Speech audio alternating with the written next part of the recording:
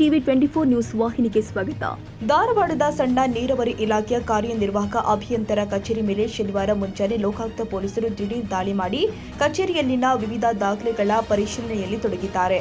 ಬೆಳಗ್ಗೆ ಸುಮಾರು 8 ಗಂಟೆಯಿಂದಲೇ ಧಾರವಾಡ ಲೋಕಾಯುಕ್ತ ಪೊಲೀಸರ ತಂಡ ಕಚೇರಿಗೆ ಭೇಟಿ ಕೊಟ್ಟು ದಾಖಲೆಗಳು, ಕಡತಗಳು ಹಾಗೂ ಆಡಳಿತಾತ್ಮಕ ವ್ಯವಹಾರಗಳಿಗೆ ಸಂಬಂಧಿಸಿದ ಮಾಹಿತಿಯನ್ನು ಪರಿಶೀಲಿಸ್ತಾ ಇದೆ. ದಾಳಿಯ ಹಿನ್ನೆಲೆ ಕಚೇರಿ ಸಿಬ್ಬಂದಿಯಲ್ಲಿ ಆತಂಕದ ವಾತಾವರಣ ನಿರ್ಮಾಣಗೊಂಡಿದ್ದು, ಕೆಲ ಸಿಬ್ಬಂದಿಗಳು ಆರೋಗ್ಯ ಸಮಸ್ಯೆಯಿಂದಾಗಿ ಬಿಪಿ ಮಾತ್ರೆ ಸೇವಿಸಿರುವ ಮಾಹಿತಿ ಲಭ್ಯವಾಗಿದೆ. ಲೋಕಾಯುಕ್ತ ಅಧಿಕಾರಿಗಳು ವಿವಿಧ ಕಾಮಗಾರಿಗಳ ದಾಖಲೆಗಳು, ಟೆಂಡರ್ ಪ್ರಕ್ರಿಯೆಗಳು ಹಾಗೂ ಹಣಕಾಸು ವ್ಯವಹಾರಗಳಿಗೆ ಸಂಬಂಧಿಸಿದ ದಾಖಲೆಗಳನ್ನು ಪರಿಶೀಲಿಸುತ್ತಿದ್ದಾರೆ ಎನ್ನಲಾಗಿದೆ. ದಾಳಿಯ ನಿಖರ ಕಾರಣ ಹಾಗೂ ತನಿಖೆಯ ವಿವರಗಳು ಇನ್ನಷ್ಟೇ ಬಹಿರಂಗವಾಗಬೇಕಾಗಿದೆ.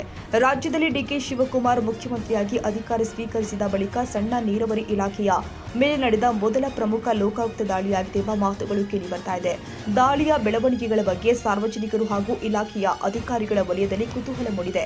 ಲೋಕಾಯುಕ್ತ ಅಧಿಕಾರಿಗಳ ಪರಿಶೀಲನೆ ಮುಂದುವರೆದಿದ್ದು, ತನಿಖೆ ಪೂರ್ಣಗೊಂಡ ಬಳಿಕ ಹೆಚ್ಚಿನ ಮಾಹಿತಿ ಹೊರಬೀಳುವ ನಿರೀಕ್ಷೆ ವ್ಯಕ್ತವಾಗಿದೆ.